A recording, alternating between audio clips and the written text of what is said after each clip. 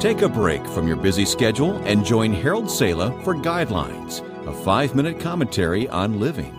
Gray hair is a crown of splendor, so says the writer of Proverbs, but most of us would just as soon avoid what it represents, growing older. So we do everything in our power to camouflage the symptoms. But the reality is, as the years go by, we do gradually grow older, thereby proving the observation of my son, who says there are 3 periods of life: youth, middle age, and, my, you're looking well today. You know you're not as young as you once were when you say you don't need glasses, but the truth is you really need your glasses to find your glasses.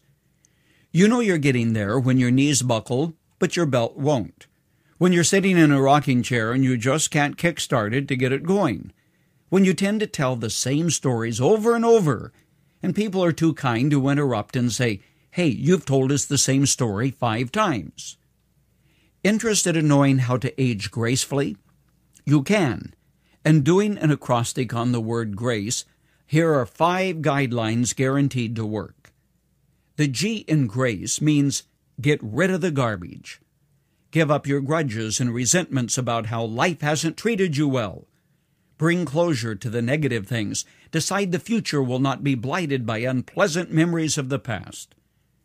Sure, you can't go back and climb Mount Everest, or have another shot at running your company or raising your children differently. But you can determine that tomorrow will not be blighted by yesterday's mistakes. The R in the word grace prompts us to realize that your value does not diminish in God's sight with aging. Some things, I am told, like art, precious stones, and even fine wine, only increase in value with age. You are included. There's good news, friend. While the world values the new and exciting and discards the old, thank God our Heavenly Father doesn't do that.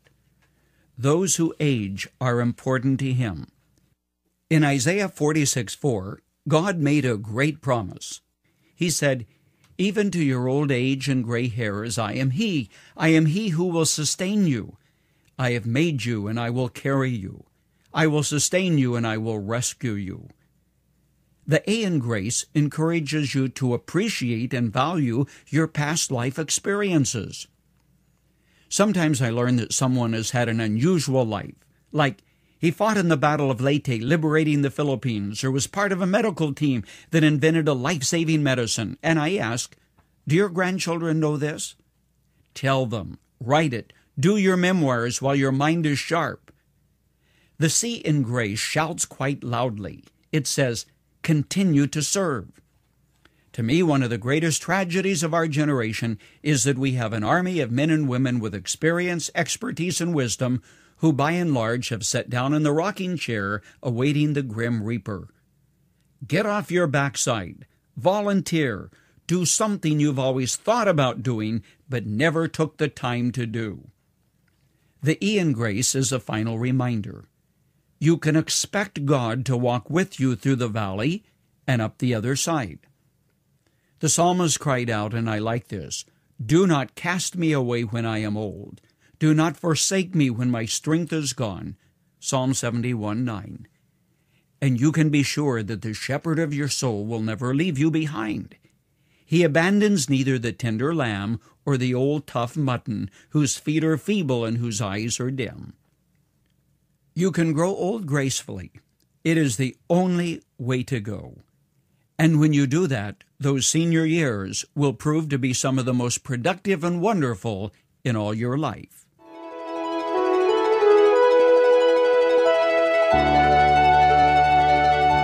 Is there someone who's a senior in your life? Your parents, perhaps grandparents, maybe great-grandparents. Have you ever sat down with that person with a tape recorder or a video camera and said, "Tell me about your early years. I really want to hear." And then you started asking questions. It's part of your heritage, your DNA. You have the right to know. Email reaches us at guidelines@guidelines.org.